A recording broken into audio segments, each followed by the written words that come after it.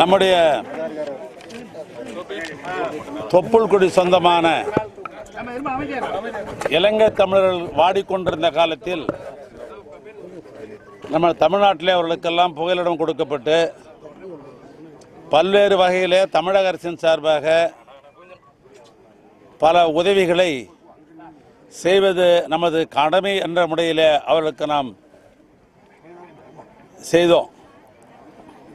அந்த வகையில் கழக ஆட்சி அண்ணன் கலைஞர் ஆட்சி நடத்துகிற பொழுதுதான் தமிழ்நாட்டில் இருக்கிற 100க்கும் மேற்பட்ட முகாமிலே வாழுகின்ற நம்முடைய தமிழ் சொந்தங்களான அவர்களுக்கெல்லாம் பல்வேறு உதவிகளை நாம் செய்தோம்.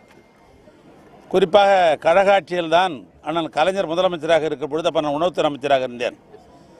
அண்ணன் கலைஞர் அவர்கள் முதலாக ஆணையிட்டது என்ன, அவங்களுக்கெல்லாம் குடும்ப அட்டை வழங்க வேண்டும், புதிய கடைகளில் அவர்களெல்லாம் உணவுப் பொருளை பெற வேண்டும். தமிழர்கள் எப்படி உணவுப் பொருளை பெறுகிறார்களோ அதே போல் அந்த நம்முடைய தமிழ் சொந்தங்கள் ஈழத்தமிழர்களும் பொது விநியோக அட்டையை பெற்று அவர்களும் பொது விநியோக கடையிலே பொருளை வாங்க வேண்டும் என்று எனக்கு ஆணையிட்ட அடிப்படையில் அப்பொழுது உணவுத்துறை அமைச்சராக இருந்தவர் நான் தான் முதலாக குடும்ப அட்டை அவர்களுக்கெல்லாம் வழங்கி ஒரு விழாவை எடுத்தேன். அதோடு மட்டுமல்ல, அதனைத் தொடர்ந்து தமிழ்நாட்டிலே இலங்கை தமிழுடைய பிள்ளைகள் அவர்களுக்கு முதலாக பொறியியல் கல்லூரியிலே இடம், மருத்துவக் கல்லூரியிலே இடம், அதேபோன்று விவசாய கல்லூரியில் இடம், பாலிடெக்னிக்கில் கல்லூரியில் இடம் என்ற அடிப்படையில் அந்த பட்டய படிப்புக்கும் பட்டதாரிகள் ஆவதற்கும் கழகத் தலைவர் தான் முதலாக ஆணை பிறப்பிட்டு உதவி செய்தார்கள்.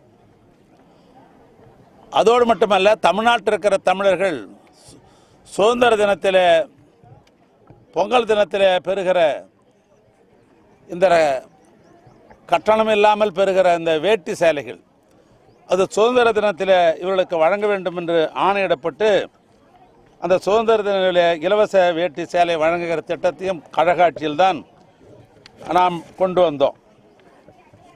அந்த அடிப்படையில் தான் இன்றைக்கு நம்முடைய மாண்புமிகு திராவிட மாடல் ஆட்சி முதலமைச்சர் அவர்கள் பொறுப்பேற்றவுடனேயே ஈழத்தமிழர்களுக்கெல்லாம் நிரந்தரமாக அவர்களுக்கெல்லாம் இல்லம் கட்டித்தர வேண்டும் என்ற ஒரு திட்டத்தை கொண்டு வந்து ஆங்காங்கு காங்கிரீட் வீடுகளை கட்டித்தருகிற திட்டத்தின் மூலமாக தமிழ்நாட்டில் இருக்கிற 38 வருவாய் மாவட்டங்களில் இந்த காங்கிரீட் வீட்டு கட்டுகிற பணி தொடர்ந்து நடைபெற்று கொண்டிருக்கிறது.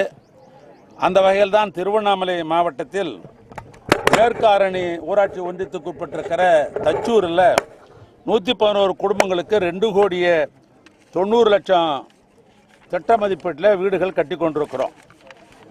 துறிஞ்சாவரம் ஒன்றியத்தில் சொரகுளத்தூரில் 92 வீடுகளும், கலசப்பாக்கம் தென்பள்ளிப்பட்டியில் 160 வீடுகளும், போலூர் கத்திரம்பாடியில் 250 வீடுகளும், செய்யாறு பாப்பந்தாங்கல்ல 80 வீடுகளும், செய்யாறு தவசியில் 32 வீடுகளும், வந்தவாசி ஒசூரில் 50 வீடுகளும், ஆக மொத்தம் 40 கோடி ரூபாய் செலவில் ஏற்கனவே 694 வீடுகள் நம்முடைய மாவட்டத்தில் நம்முடைய இலங்கை தமிழர்கள் நம்முடைய சொந்தங்களுக்கு நாம் கட்டி கொண்டிருக்கிறோம். அந்த வகையில் தான் திருவண்ணாமலைக்கும் பக்கத்தில் இருக்கிற அடியண்ணாமல் ஊராட்சியில் 60 இலங்கை தமிழர்கள் வாழ்ந்து கொண்டிருக்கிறார்கள். இன்னொன்று அத்தியந்தல் பகுதியில் அது நீர்பிடிப்பு. அந்த காலத்தில் இப்போல்லாம் நீர்பிடிப்பெல்லாம் கட்டணும்னு சொன்னோம்னாக்கா நம்முடைய உச்ச நீதிமன்றம் ஏற்கனவே தடை விதித்திருக்கிறது. ஆனால் அத்தியந்தல் நீர்ப்பகுதியில் வாழ்கிற அந்த மக்களுக்கு வீடு கட்டி கொடுக்க வேண்டும் என்ற அடிப்படையில் தான் ஒரே இடத்துல கட்டலாம் என்று நான் முடிவு செய்தோம். ஆனால் அந்த மக்கள் அதை வேண்டாம், நாங்கள் ஏற்கனவே இரு பகுதியாக வாழ்ந்துவிட்ட காரணத்தினால் எங்களுக்கு இரு பகுதியிலும் கட்டி கொடுத்தால் தான் எங்களுக்கு சிறப்பாக அமையும் என்று அவர்கள் கேட்டுக்கொண்டதற்கு இணங்க அடியண்ணாமலையிலே வாழ்ந்துகின்ற அந்த 60 வீடுகளை இந்த நகர்ப்பகுதியிலேயே, ஏன்னா இது வந்து இப்போ கார்பரேஷன் எல்லைக்கு உட்பட்டிருக்கிற பகுதி, இந்த பகுதியில் இன்னும் சொல்ல போனால் இங்கெல்லாம் ஒரு ஏக்கரா இடம் வாங்கினோன்னா ஏறத்தாழ 3 கோடி ரூபாய் இல்லாத இந்த இடத்துல ஒரு ஏக்கரா இடமே வாங்க முடியாது. 10 கோடி ரூபாய் இல்லாதவங்க வாங்க முடியாது. அந்த இடத்த நாங்கள் தேர்வு செய்திருக்கிறோம். அவங்களுக்காக இந்த இடத்த நாங்கள் தேர்வு செய்திருக்கிறோம்.